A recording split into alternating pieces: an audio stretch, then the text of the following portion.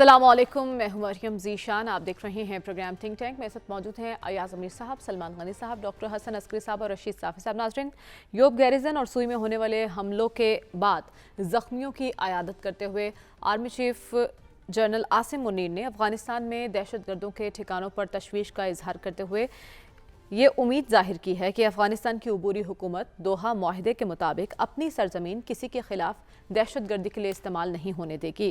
اب ہمارا سوال یہ ہے کہ ہمارے تحفظات پر افغان حکومت کیا کان دھرے گی اور کیا ہمارا رد عمل صرف احتجاج تک محدود رہے گا؟ ایاز صاحب، 2 سال ہو گئے ہیں افغان عبوری حکومت کے قیام کو۔ جس وقت غیر ملکی افواج کا انخلاء ہو رہا تھا اور دوحہ معاہدے کے تحت انہیں لایا جا رہا تھا تو ہمسایہ ممالک کو یہ یقین دہانی کروائی گئی تھی کہ افغانستان کی سرزمین کسی کے خلاف استعمال نہیں ہوگی، لیکن کابل اس یقین دہانی کا عملی ثبوت فراہم کرنے میں کامیاب نہیں ہوا۔ اس کی کیا وجہ ہے؟ غلط سوچ ہماری، غلط مفروضوں پہ ہم 16-18 سال ایک پالیسی مرتب کرتے رہے۔ اس کا کیا علاج کیا ہے؟ طالبان اور ٹی ٹی پی ایسے ہیں، ایک چیز کے 2 چہرے ہیں۔ ہم وہ توقع کر رہے تھے کہ وہ ان میں کیا کہتے ہیں وہ ٹی ٹی پی کو قابو کر لیں گے۔ سوچ ہی ہماری غلط ہے۔ جب وہاں پہ حکومتیں امریکن حملے کے بعد، آکیوپیشن کے بعد بنی، ہم ان کے خلاف جو ہے ہمدردی ہماری یہاں کہیں اور تھی، ہمدردی ہماری طالبان کے ساتھ تھی، اور وہ اس بنیاد پر کہ یہ میجورٹی ہیں، پختون ہیں، جب آئندہ ایسے ہوگا تو ہم یہ کریں گے۔ ہم پہلے چھوٹی موٹی فیسیلیٹیشن اور پھر بعد میں تو ہم نے ان کا وہ فیسیلیٹیشن ہم کرتے رہے۔ شروع دن سے ہماری افغان پالیسی پتہ نہیں کن کن مفروضوں پہ بنتی رہی، ضیاء الحق صاحب کے زمانے سے لے کے آج تک۔ ہم پختون کارڈ کھیلیں گے، ہم یہ کریں گے، ہمارا وہاں پہ انفلوئنس ہوگا، اور بابا کیا آپ کرتے رہے ہیں۔ اور یاد رکھیے ایک چیز، ہمارا جو انٹرنیشنل بارڈر ہے یہ اس طریقے سے تسلیم شدہ نہیں ہے جیسے باقی انٹرنیشنل بارڈرز ہوتے ہیں۔ ڈیورن لائن ساری کی ساری، کوئی افغان مکتبہ فکر کا آدمی، اشرف غنی سے لے کے پتہ نہیں یہ آج کل کے حکمرانوں تک، طالبان سے لے کے ہر ایک جو ہے ڈیورن لائن کو وہ ایکسیپٹ نہیں کرتے۔ ہم نے یہ کون سی سوچ بنا لی تھی کہ وہ آئیں گے طالبان حکومت وہاں پہ اور ایسے پکڑیں گے ٹی ٹی پی کو اور سارا ختم ہو جائے گا۔ اور یہ مت بھولیے، ہم تو وہ الزام لگانے پہ جب پھپتیاں کسنے پہ آتے ہیں تو ایک ٹارگٹ ہم بنا لیتے ہیں۔ یہ جو کچھ لوگ جو ٹی ٹی پی کے آئے تھے وہ صرف کسی ایک سیاسی جماعت یا سیاسی حکومت کی پالیسی نہیں تھی۔ ٹھیک ہے، اور یہ کہنا بالکل غلط ہے، ایسے الزام تراشی نہیں کرنی چاہیے۔ یہ جو ہے وسیع تر جسے ہم یہاں پہ کہتے ہیں اسٹیبلشمنٹ فلانا فلانا فلانا، ان کی سوچ تھی۔ ٹھیک ہے، آپ کہہ رہے ہیں ہمارے تمام تر مفروضے غلط ثابت ہوئے جو ہم افغان حکومت کو لے کر سوچ رہے تھے، لیکن سوال یہ ہے سلمان صاحب، دوحہ معاہدے میں ہم نے سہولت کاری کی، پھر خواجہ آصف صاحب فرما رہے ہیں کہ 50 سے 60 لاکھ افغان شہری تمام تر حقوق کے ساتھ پچھلی 4 سے 5 دہائیوں سے یہاں پناہ لیے ہوئے ہیں، اس کے باوجود افغان سرزمین ہمارے خلاف استعمال ہو رہی ہے۔ مقاصد کیا ہیں اس کے؟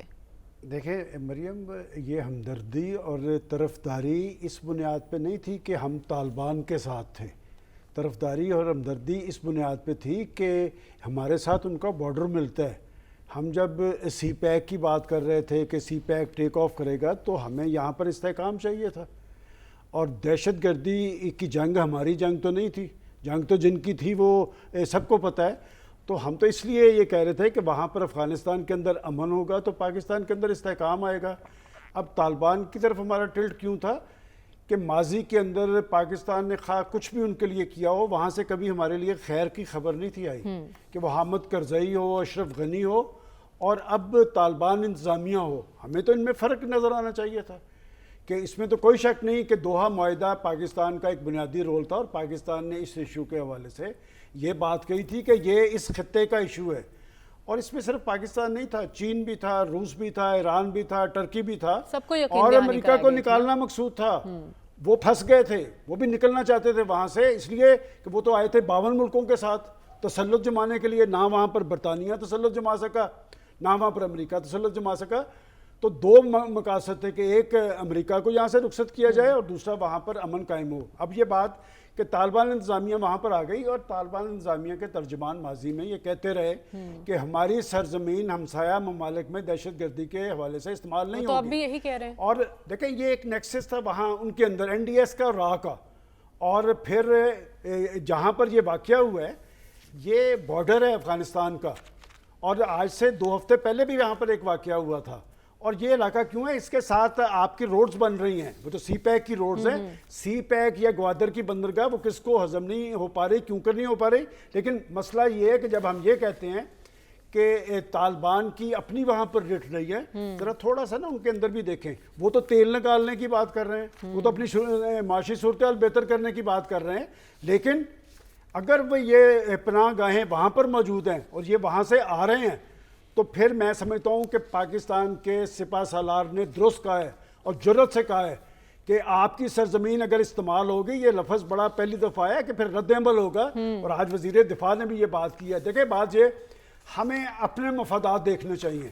یہ جو ہم نے ایک خطے کی سیاست یا خطے کے مفادات, وہ دہشت گردی کی جنگ ختم ہو گئی, اور بدقسمتی سے وہ دہشت گردی والے جنہوں نے ہمیں فرنٹ لائن کنٹری بنایا تھا وہ تو جا کے انڈیا کے ساتھ کھڑے ہو گئے اور پھنس ہم گئے. 60,000 قربانیاں ہم نے پہلے دی, 150 ارب کا انفراسٹرکچر تباہ کر لیا, اور اب یہ برداشت نہیں ہونا چاہیے. اور بات یہ کہ یہ جو 12 ہمارے جوان شہید ہوئے ہیں یہ صرف فوجی نہیں ہیں, یہ لوگوں کے بیٹے ہیں, ان کے باپ ہیں, کسی کے شوہر ہیں اور ان کے گھرانے ہیں. ہم جواب دہ ہونا چاہیے. اور کیا صرف دہشت گردی کی جنگ سے نمٹنا صرف فوج کا کام ہے؟ یہ نیشنل ایکشن پلان ذرا اٹھا کے دیکھیں, اس میں 20 نکات تھے, اس میں صرف فوج نہیں تھی, اس میں معاشرے کا, اس میں حکومتوں کا, اس میں اداروں کا. کیوں نہیں وہ نیشنل ایکشن پلان پر آج تک عمل درآمد ہوا؟ میں سمجھتا ہوں کہ اگر آپ نے پاک سرزمین کو اس ساری دہشت گردی انتہا پسندی سے پاک کرنا ہے تو مربوط پالیسی ہونی چاہیے اور مؤثر انٹیلیجنس نیٹ ورک ہونا چاہیے. بات یہ کہ ہم اس طرح کی روز کی قربانیوں کے مکمل نہیں ہو سکتے. اور ہمارے سپہ سالار وہاں پر جانے کے بعد ایران گئے ہیں, یہ بڑا سگنیفیکنٹ دورہ ہوگا. ٹھیک ہے, لیکن ڈاکٹر صاحب آپ کی نظر میں طالبان حکومت اپنی ریٹ کیوں نہیں قائم کر سکی, اور ایک باڑ کا عمل بھی شروع ہوا تھا نا دہشت گردی کے سدباب میں, وہ کیوں نہیں معاون ثابت ہو سکی؟ پاکستان کی جو افغانستان پالیسی ہے وہ پاکستان کی خواہشات پر بیس کرتی ہے, سیاسی حقیقتوں پر نہیں مبنی. اس کی وجہ سے ہمیں اس قسم کی ڈس اپوائنٹمنٹس ہوتی ہیں. اور اگر افغانستان کی سرزمین کے استعمال کی شکایت اب کی گئی ہے تو یہ آج پہلی دفعہ استعمال نہیں ہوئی ہے. اس سے پہلے بھی ہم نے دیکھا ہے جب 2001 دسمبر 2001 میں کارزائی کی حکومت بنی تھی اور اس کے بعد غنی کی حکومت بنی, اس زمانے میں بھی ہمارے مسائل تھے. اور جہاں تک طالبان کی حکومت کا تعلق ہے, طالبان کی حکومت ان کو اس لیے کنٹرول نہیں کر سکتی کہ اس کے 2 فیکٹر ہیں. پہلا تو یہ ہے کہ نظریاتی طور پر جو ٹی ٹی پی ہے اور طالبان میں ہم آہنگی موجود ہے. اچھا.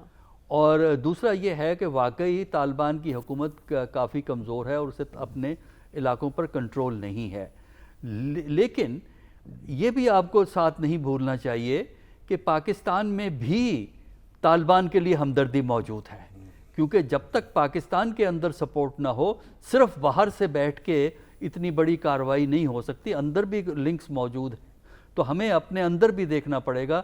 دوسرا یہ ہے کہ آپ نے اگر اس سچویشن کو کنٹرول کرنا ہے تو آپ بارڈر کنٹرول کیوں نہیں بڑھاتے؟ دیکھیے ہمیں بار بار کہا جاتا ہے کہ فینس لگے گا, فینس لگ رہا ہے, فینس لگ گیا. 95% کام مکمل ہو چکا تھا فینس. ہاں, لیکن دیکھیے میں سمجھنے سے قاصر ہوں. فینس کی بات کی جاتی ہے, اس کے لیے یہ بات بھی کی جاتی ہے کہ قلعے بھی بنائے گئے ہیں وہ. اچھا, پھر فینس کا اصول یہ ہے کہ فینس کو 2 طریقے سے مانیٹر کیا جاتا ہے. ایک ہیومن مانیٹرنگ ہوتی ہے, دوسری ٹیکنالوجیکل مانیٹرنگ ہوتی ہے, تاکہ موومنٹ کا آپ کو پتہ لگ سکے.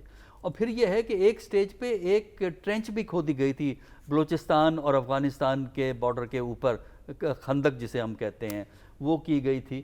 تو یہ جو میکنزمز ہیں یہ کیوں ایفیکٹو نہیں ہیں؟ کیونکہ یہ بارڈر پہ جو فینس ہے یہ آپ ایفیکٹو میکنزمز ہیں, بشرطے آپ وہ ریکوائرمنٹ, مانیٹرنگ کی ریکوائرمنٹ پوری کریں. دوسرا یہ ہے کہ آپ کے پاس ٹیکنالوجی ایسی ہونی چاہیے جس سے آپ دوسری سائڈ پہ موومنٹ کو مانیٹر کر سکیں.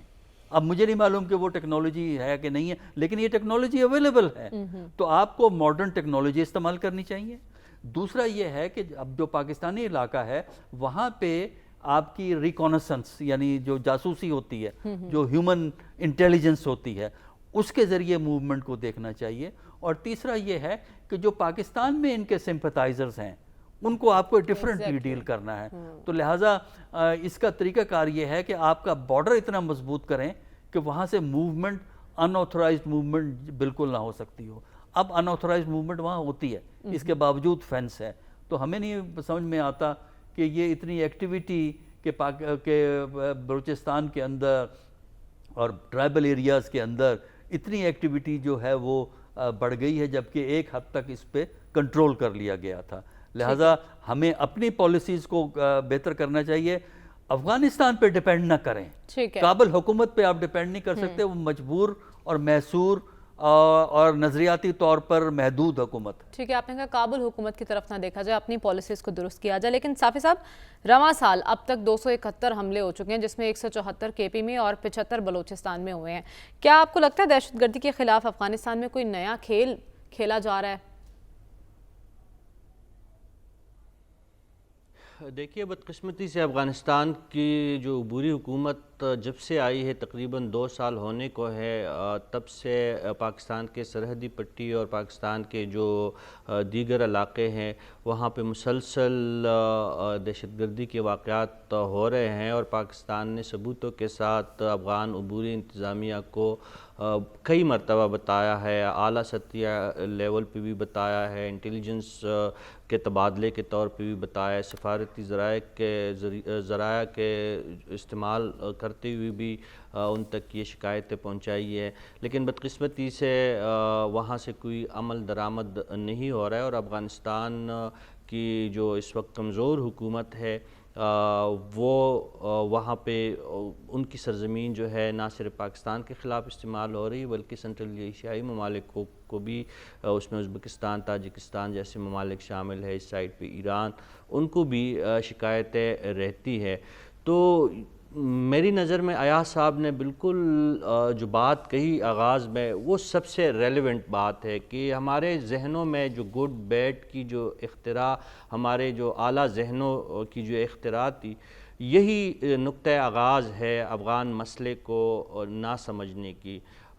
طالبان چاہے افغانستان کے ہو یا پاکستان کے ہو، ان کا امیر ایک ہے. نظریاتی طور پر وہ پہلے بھی ایک تھے اور اب بھی ایک ہی ہے. یہ جو فال آف کابل ہوا تھا اور ہم نے جو یہاں پہ جشن منایا تھا اور مبارکباتیں پیش کی تھی ریاستی سطح پہ، اور ہمارے انٹیلیجنس چیف جا کے، میں پہلے بھی آپ کے پروگرام میں بتا چکا ہوں کہ انہوں نے جا کے سرینا میں جو چائے نوش فرمائی تھی اور بڑی خوشیوں کا اظہار ہوا تھا. تو اس وقت بھی کئی دفعہ میں لکھ بھی چکا ہوں، کہہ بھی چکا ہوں کہ طالبان نہیں بدلے، یہ بدل ہی نہیں سکتے نظریاتی طور پہ. پہلے ملا عمر کی اطاعت تھی اور اس وقت جو ہے ملا ہیبت اللہ کی اطاعت ہے. میں تنظیمی طور پر بات نہیں کر رہا، تنظیمیں کئی ہیں، افغان طالبان کی الگ تنظیم ہے، ٹی ٹی پی کی الگ ہے، احرار کی الگ ہے، باقی بہت سارے درجنوں قسم کی تنظیمیں ہیں. لیکن نظریاتی طور پر یہ لوگ نہ پہلے الگ تھے، نہ اب ہیں اور نہ آئندہ ہوں گے، کیونکہ ان کا نظریہ ایک ہے. جب تک ہم اپنے اس ابہام کو دور نہیں کریں گے تو افغان مسئلے کا یا وہاں سے دراندازی کا یا وہاں سے دہشت گردی ہونے کے واقعات ختم نہیں ہو سکتے. ہم نے یہ چیزیں جو دیکھی حالیہ دنوں میں، جو واقعات میں اضافہ ہوا ہے، تو یہ بھی کوئی غیر متوقع اضافہ نہیں ہے. کچھ ہی مدت پہلے ریاستی سطح پہ ان کو باقاعدہ دعوت دی گئی. افغانستان میں جو روپوش اور مقیم ٹی ٹی پی کے لوگ تھے 40-50 ہزار کے قریب، اور اس وقت کی قیادت نے یہ قرار دیا تھا کہ ان بیچاروں کا بھی کچھ ہونا چاہیے، اور پاکستان میں ان کی آبادکاری ہوئی تھی. اور آپ جانتی ہے کہ سرکاری سطح پہ ان کے ساتھ ایک معاہدہ بھی کیا گیا، لیکن جب وہ سابق کور کمانڈر پشاور چیف نہیں بنے تو وہ معاہدہ بھی غیر مؤثر ہو گیا. لیکن یہ لوگ تو اب ہماری سوسائٹی میں محمد ایجنسی سے لے کر کراچی تک اور پارچینار سے لے کر جوب اور گوادر تک پھیل چکے ہیں۔ ٹھیک ہے۔ یہ جو واقعات ہو رہے ہیں اور مسلسل جو ہو رہے ہیں، اس کی وجوہات، حالیہ وجوہات یہ ہے، طویل مدتی جو اس کے جو وجوہات تھے، ایاز صاحب نے آپ کو بتایا کہ کس طریقے سے 80 کی دہائی میں ہم نے غیر ضروری طور پر جہاد کا جو ایک وہاں پہ ایک سلسلہ شروع ہوا تھا، اور پاکستان نے جس طرح اس میں پارٹیسپیٹ کیا اور آج تک بڑے فخر سے اس کو ہم بیان کرتے ہیں، اور پھر فال آف کابل کو بھی پاکستان اپنی فتح سمجھ بیٹھا تھا، تو ایسا کچھ نہیں تھا۔ طالبان نہ پہلے بدلے تھے نہ اب بدلے ہیں۔ ٹھیک ہے، یہ تمام تر خوش فہمی اور غلط فہمیاں تھی۔ آپ نے کہا صافی صاحب کہ طالبان نہیں بدلے، تو کیا ایاز صاحب ہم نے اب اپنی سوچ بدل لی ہے گڈ طالبان بیڈ طالبان کے حوالے سے، اور اس پر ہمارا رد عمل، ہماری اسٹریٹجی اب کیا ہونی چاہیے اگر افغان حکومت ٹی ٹی پی کی حمایت یافتہ ہے یا پھر بے بس ہے ان کے سامنے؟ تو ایک تو بات ہے کہ سب سے خطرناک ہمارا مسئلہ یہ ہے جو یہاں پہ ٹی ٹی پی اور وہاں پہ بلوچستان میں ہو رہا ہے، یکسوئی سے اس کو نمٹنا چاہیے، اس کے بارے میں سوچ کرنی چاہیے، مختلف محاذ نہیں کھولنے چاہیے، سب اس پہ کنسنٹریٹ کرنا چاہیے، اور تمام معاملات چھوڑ کے یہ اولین پرابلم ہے، ایگزسٹینشل پرابلم ہے پاکستان کے لیے۔ یہ جو صافی صاحب نے کہا بالکل ٹھیک کہا کہ وہ جو ہیں افغان پاپولیشن جو ہے، ہمارے یہاں پہ جو علاقے ہیں ناردرن پنجاب کے چکوال وغیرہ، کوئی گاؤں نہیں ہے جہاں پہ ان کی آبادیاں نہیں ہیں، انہیں آپ کیسے وہ ڈیل اپ کریں گے؟ مدرسے یہاں پہ پھیلے ہوئے ہیں، مدرسوں کی بات کریں تو ہماری پتہ نہیں اسلامی غیرت جاگ پڑتی ہے جی، وہ بھی کر رہے ہیں، یہ بھی کر رہے ہیں، یہ پرانے ٹانڈے ہیں۔ اس میں ہماری سوچ مکمل طور پہ بدلے گی یا نہیں، ابھی کوئی اس کا اندازہ ہمیں نہیں مل رہا کہ ایسے ہوگا۔ یہاں پہ مجھے تو ڈر لگ رہا ہے، یہ جو میں نے کہا تھا کہ انٹرنیشنل بارڈر یہ ریکگنائزڈ نہیں ہے، اور یہاں پہ جو آبادیاں آئی ہوئی ہیں ہر گاؤں سے لے کے اور بالکل ٹھیک کا کراچی تک یہ پھیلی ہوئی ہیں، ہم اسے کیسے کنٹرول کریں گے؟ تو اور چیزوں کو ہمیں چھوڑنا چاہیے، اس پہ توجہ دینی چاہیے۔ اور یہ جو یہاں پہ جو سیاسی اب ٹرموائل پاکستان میں ہے، اس کا اثر ان علاقوں پہ بھی پڑ رہا ہے۔ مجھے تو ایسے پورے جو وسوسے دل میں ہیں وہ بیان نہیں کیے جا سکتے کہ کیا کئی دفعہ خوف والی چیز آتی ہے کہ مستقبل میں اس ملک کے ساتھ کیا ہو سکتا ہے، کیا ہوتا۔ ٹی ٹی پی جو ہے وہ اسٹیٹ آف پاکستان کو ریکگنائز نہیں کرتی۔ ان کے جو ایمز ہیں، جو ولی محسود ہیں، وہ کئی دفعہ بیان کر چکے ہیں کہ ہم جو ٹرائبل ایریاز کے وہ جو سابقہ فاٹا جو ٹرائبل ایجنسیز تھیں، ان کو ہم ایک تو وہ جو ادغام ہوئے پاکستان میں، اس کے ہم خلاف ہیں، ایک ان کا اہم نقطہ ہے۔ اور اس پہ وہ کیا چاہتے ہیں کہ جیسے وہاں پہ امارت اسلامی ایمریٹ افغانستان میں ہے، اس قسم کا جھنڈا وہاں پہ بھی لہرایا جائے۔ یہ بڑی خطرناک چیزیں ہیں، اس کا ہمیں ادراک ہونا چاہیے تھا۔ اور یہ بات بالکل ٹھیک ہے، فتح کابل وہ جو ہوئی طالبان کی، جشن ہم مناتے رہے وہاں پہ جو آئی ایس آئی چیف ہمارے چلے گئے، ہمارے جنرل فیض، وہاں پہ جانے کی ضرورت کیا تھی؟ فوٹوز وہاں پہ کھچ رہے ہیں ہم، کیا میسج ہم پوری دنیا کو دے رہے تھے؟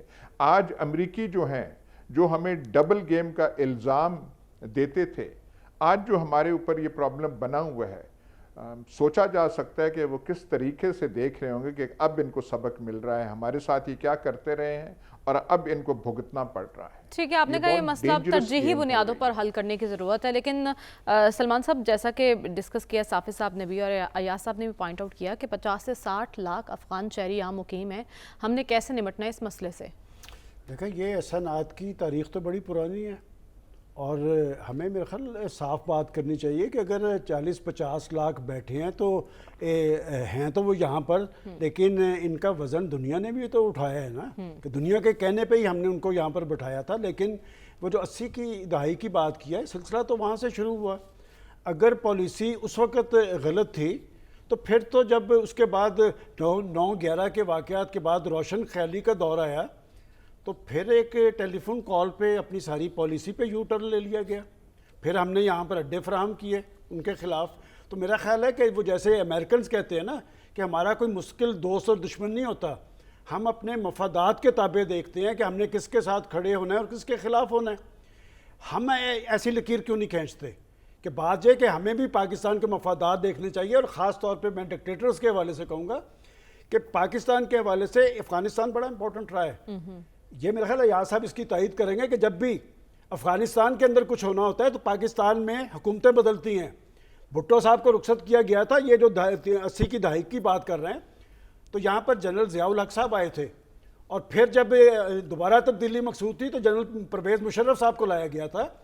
تو اس کا مطلب جب تک آپ اسلام آباد اور پنڈی بیٹھ کر کوئی اپنی مربوط حکمت عملی اختیار نہیں کریں گے اور ہم بتائیں گے دنیا کو کہ ہم نے اپنی پاک سر زمین کو اس انتہا پسندی اور دہشت گردی سے پاک کرنا ہے. دیکھیں کل بہت اچھی بات ہے کہ آرمی چیف وہاں پر پہنچے ہیں, جا کے لوگوں کو گلے سے لگایا ہے کہ یہاں تک نوبت کیوں پہنچتی ہے. دیکھیں میں پرسوں سے اس معاملے میں بڑا سخت پریشان ہوں کہ یہ لوگ کسی کے باپ ہیں, کسی کے بیٹے ہیں, اور یہاں پر پاکستان کے اندر کوئی ان چیزوں کا نوٹس ہی نہیں ہوتا کہ یہ ہماری فورسز کے جوان جو ہیں یہ قربانیوں کی تاریخ رقم کر رہے ہیں.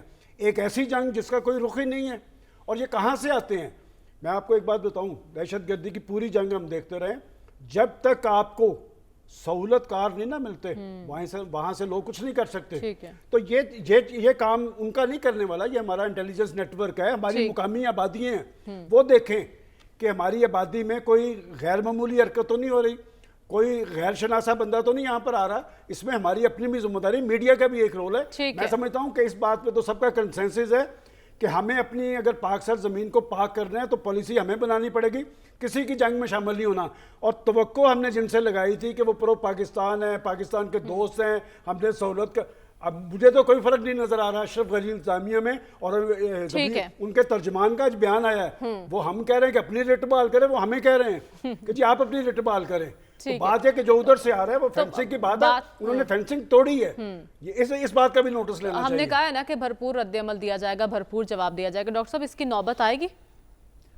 دیکھیے اس نوبت آنے سے پہلے آپ کو اپنی جو پالیسی ہے, خارجہ پالیسی جو ہے, ایک خارجہ پالیسی افغانستان کے ساتھ ہے, ایک اوورآل آپ کی جو خارجہ پالیسی کی پروفائل ہے اس کو ریویو کرنے کی ضرورت ہے. خاص کر افغانستان کے سلسلے میں جب تک آپ ایک حقیقت پسندانہ رویہ اختیار نہیں کرتے, جب تک آپ یہ نہیں سمجھتے کہ آپ کا دفاع, آپ کی سیکیورٹی, تحفظ آپ کی ذمہ داری ہے, وہ دوسروں پہ نہیں آپ چھوڑ سکتے. اور افغانستان کی حکومت سے یہ ایکسپیکٹ کرنا کہ وہ اپنے علاقے کو کنٹرول کرے گی, وہ ممکن نہیں ہے. ایک راستہ تو یہ ہے کہ پاکستان جا کے وہاں کارروائی کرے, جو کہ ایک ایڈوائزبل اسٹریٹجی فی الحال نہیں ہے, وہ بات کی بات ہو سکتی ہے. لیکن اس سٹیج پہ آپ کو یہ دیکھنا ہے کہ کس طرح آپ پاکستانی علاقے کو محفوظ بنا سکتے ہیں, اور اس میں آپ کی بارڈر پالیسی وہ بڑی اہم ہے, جس کا میں نے پہلے بھی تذکرہ کیا ہے کہ کس طریقے سے بارڈر, آج کے زمانے میں بارڈر سیکیورٹی کے بڑے ماڈرن ٹیکنالوجیکل ایڈوانس سسٹمز آ گئے ہیں, پاکستان کو وہ انسٹال کرنے چاہیے اس کے اوپر. اور جو موومنٹ ہے, جو پاکستان اور افغانستان کے درمیان موومنٹ ہے, اس کو ریگولیٹ کرنا چاہیے. اس میں ایک اور مسئلہ آپ کا آتا ہے, کچھ اقتصادی مفادات اس قسم کے ہیں پاکستان اور افغانستان کے درمیان. جب حکومت ذرا سختی کرتی ہے تو وہ اقتصادی مفادات پریشر ڈالتے ہیں حکومت کی پالیسی کو موڈیفائی کرنے کے لیے. اب اس کی تفصیل میں نہیں جانا چاہتا. بتانا چاہیے جی, یہ یہاں سے گندم جاتی ہے, یہاں سے کھاد جاتی ہے, ہاں وہ اقتصادی مفادات. اور دیکھیں اس میں ادھر سے بھی فائدہ ہوتا ہے, لوگ اٹھاتے ہیں, ادھر سے بھی فائدہ لوگ اٹھاتے ہیں جو ہے, اور جو سیکیورٹی ہماری انڈرمائن ہوتی ہے. تو جب تک آپ بہت کلیئر نہیں ہوں گے افغانستان کی پالیسی کے بارے میں, میرا نہیں خیال کہ آپ کوئی نیا اور کوئی بہتر قدم اٹھا سکتے ہیں. لہٰذا آپ اپنی پالیسی کو ریویو کیجئے, سیکیورٹی بڑھائیے اور انٹرنل ریگولیشن. ٹھیک ہے صاحب, آپ کی نظر میں بارڈر پار دہشت گردی کا سدباب کیسے ممکن ہے؟ دیکھیے بہت مشکل کام ہے یہ, تقریباً 2640 یا 2700 کلومیٹر کا طویل اور پورس بارڈر ہے. ٹیکنالوجی کا استعمال کی جو بات کی جا رہی ہے, دیکھیں امریکہ اپنی سرحدوں کو محفوظ نہیں بنا سکا. لاطینی مائیگریشن جو ہے, امریکہ نے لاکھ کوششیں کی, لاکھ ٹیکنالوجیز کا جو ہے انہوں نے استعمال کیا, فورسز لگائی، باڑ لگوائے، ہر قسم کے انہوں نے حربیں استعمال کی، لیکن اللیگل مائیگریشن جو ہے یا انفلٹریشن جو ہے وہ وہاں پہ جاری ہے۔ اسی طرح افغانستان اور پاکستان کا معاملہ ہی الگ ہے۔ جس طرح ایاز صاحب نے کہا کہ ڈیورنڈ لائن کو کئی لوگ افغانستان میں تو اس پہ اجماع ہے کہ ڈیورنڈ لائن کو وہ مستقل سرحد نہیں مانتے۔ آپ کے اپنے پاکستان کی کئی سیاسی تنظیمیں جو قوم پرست جماعتیں ہیں وہ تک ڈیورنڈ لائن پہ وہ بھی معترض رہتی ہے وہ جماعتیں۔ تو مسئلے مسائل بہت ہے۔ میں جس قبیلے سے میرا تعلق ہے، آدھا قبیلہ جو ہے پاکستان میں آباد ہے اور چند ہی کلومیٹر پہ میرے ہی قبیلے کے لوگ افغانستان میں آباد ہے ڈیورنڈ لائن کے اس پار۔ جو باڑ لگانے کی بات ہوئی ہے وہ باڑ کب کی باڑ میں جا چکی ہے۔ وہاں پہ ان کے جہاں پہ گزرگاہیں ہیں، روایتی گزرگاہیں ہیں، وہاں پہ اگر آپ اس سرحدی پٹی میں آپ کو کبھی جانے کا موقع ملے تو وہاں پہ وہ موجود ہی نہیں ہے، وہ سرے سے انہوں نے اکاڑ کے پھینک دی ہے۔ یہ طریقہ کار اس طریقے سے یہ معاملہ حل نہیں ہونا۔ 80 سے پہلے بھی تو یہ باڑ نہیں تھی، یہ جو باقی ارینجمنٹ نہیں تھی۔ آپ نے شروعات جو 80 کی دہائی سے کی اور جو آپ نے بیج بوئے تھے وہاں پہ پرائی سرزمین پہ، جو آپ نے کلٹیویشن کی تھی شدت پسندی کی، عالمی دنیا نے مل کے وہاں پہ جو ایک پوری سرمایہ کاری کی تھی اس مد پہ، اب اس کا خمیازہ ہمیں بھگتنا پڑ رہا ہے۔ دوسروں کی جنگ لڑتے لڑتے آج ہم اس حال کو پہنچے ہیں۔ ہمیں پروگرام میں آگے بڑھنا اور بات کرنی ہے اس ملک کی سیاسی صورتحال اور انتخابات پر، لیکن اس بریک کے بعد سٹے ود اس۔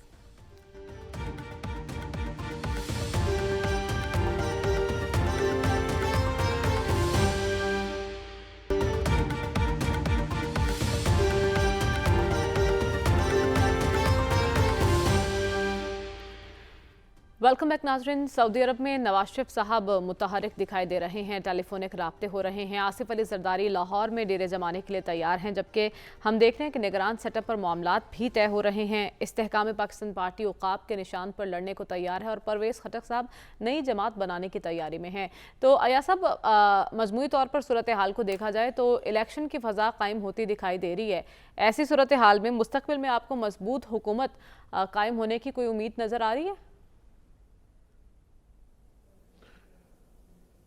میری تو حالت ایسے ہو گئی ہے کہ اندرونی جو ہمارے سچویشن ہے اس پہ کوئی تبصرہ، کوئی بات کرنے کا اب جی نہیں چاہتا کہ نواز شریف کیا کر رہے ہیں، یہاں کیا ہو رہا ہے۔ جس راستے پہ ہم بطور قوم چل رہے ہیں اس سے آئندہ کے آنے والے وقتوں کے حوالے سے ڈر لگتا ہے۔ میں تو یہ کہوں گا کہ پاکستانی قوم کو اور جو اہل دانش ہیں، اہل نظر ہیں، ان کو سوویت یونین اور یوگوسلاویہ کی تاریخ اور ان کے حالات کا جو کچھ دہائیوں پہلے تھے اس کا مطالعہ کرنا چاہیے۔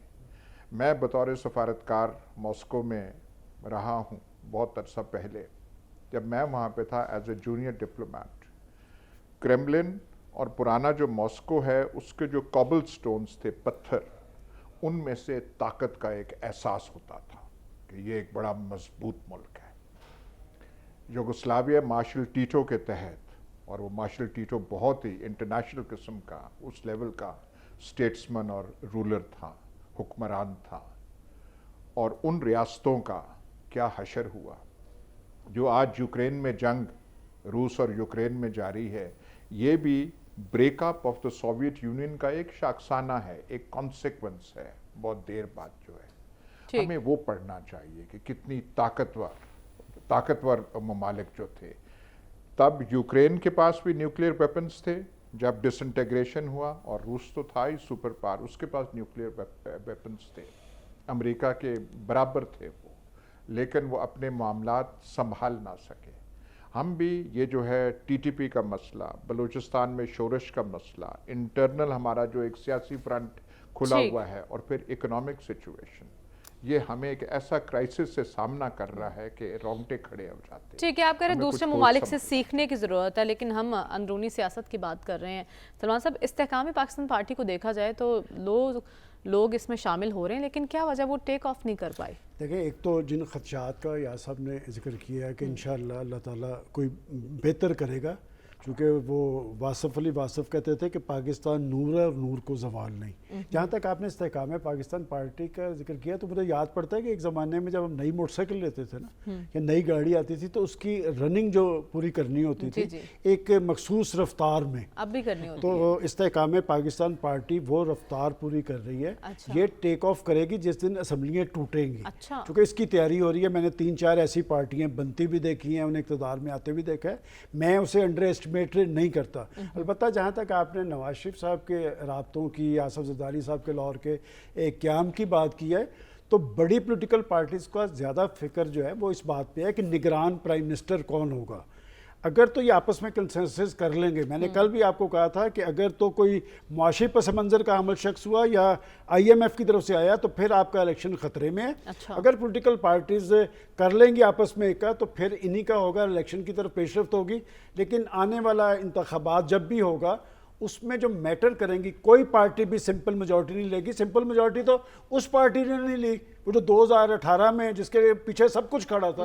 تو لہٰذا سمپل میجورٹی کسی کو آتی نظر نہیں آ رہی. اگلی گورنمنٹ بھی کولیشن ہوگی, تو مضبوط ہوگی. پھر نہیں مضبوط نہیں ہوگی. مضبوط وہی ہوگی جتنی کی مضبوطی انہیں دی جائے گی. بات یہ کہ ملک معاشی اعتبار سے جس صورتحال پہ کھڑا ہے, یہاں پر ایک اجتماعی سوچ جو ہے وہی کارگر ہوگی اور اجتماعی حکومتی معاملات کو آگے چلا پائے گی. لیکن مضبوط حکومت نہیں ہوگی تو عوام تک کیسے ڈیلیور کر سکے گی؟ ڈاکٹر صاحب سے جانوں گی اس بریک کے بعد. اسٹے ود اس.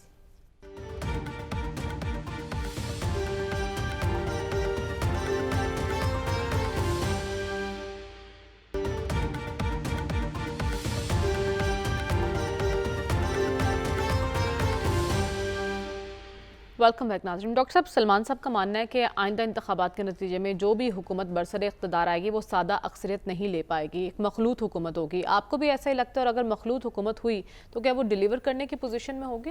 دیکھیے, جو اس وقت پاکستان کی سیاسی صورتحال ہے اس میں عنقریب کوئی مضبوط حکومت بننے کے امکانات نہیں ہیں.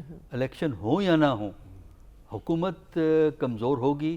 کیونکہ دیکھیے, جب تک عوامی سپورٹ حاصل نہ ہو حکومت کمزور ہوتی ہے. پھر دوسرا, پاکستان کی حکومت اس لیے کمزور ہوگی کہ یہ دوسروں کے خیرات پہ جیتی ہے. IMF ہے, IMF آپ کے کان میں روڑے گا نومبر میں, پھر فروری میں آپ کے کان میں روڑے گا, اور پھر آپ کے اوپر جو ایکسٹرنل سیکیورٹی اور انٹرنل سیکیورٹی کے پریشرز ہیں اس کی وجہ سے بھی یہ امکان بڑا کم ہے کہ پاکستان کے اندر کوئی ایسی حکومت آئے گی جو بنیادی فیصلے ایک حقیقت پسندانہ انداز میں کر سکے گی.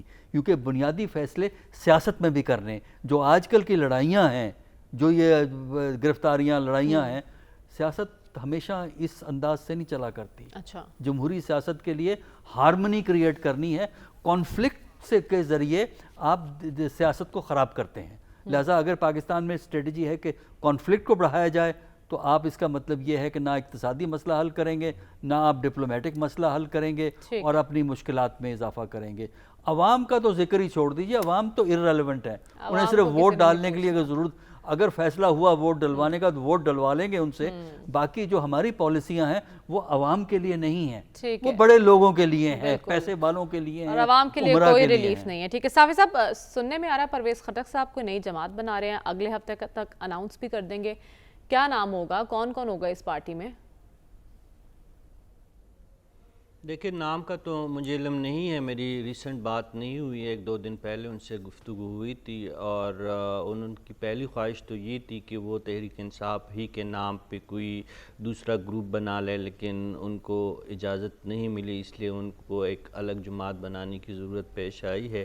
اب اس میں آتا کون ہے یہ بھی ابھی تک واضح نہیں ہے, لیکن مجھے نہیں لگتا کہ KP سے PTI کے زیادہ اہم لوگ اس میں شامل ہو. کچھ جو پرویز خٹک کے زیر اثر لوگ ہیں شاید اس میں وہ شامل ہو جائیں, لیکن کوئی خاص اس سے کوئی بڑی سیاسی تبدیلی متوقع فی الوقت ہمیں نظر نہیں آ رہی. اور ویسے بھی جو منصوبہ ساز ہے وہ اگلی جو حکومت ہے یا اگلی جو سیاسی سیٹ اپ ہے اس کو مضبوط نہیں دیکھنا چاہتے ہیں. اگر ایسا ہوتا کہ جو ہمارے ناخدا ہے وہ چاہتے کہ اگلی حکومت ٹھیک ہے، وقت ختم ہوا چاہتا ہے صافی صاحب، آپ کو ایسے لگ رہا ہے کہ کوئی بڑے نام اس جماعت میں شامل نہیں ہوں گے. ہمیں اجازت دیجیے، آپ سے انشاءاللہ کل ملاقات ہوگی. اللہ حافظ.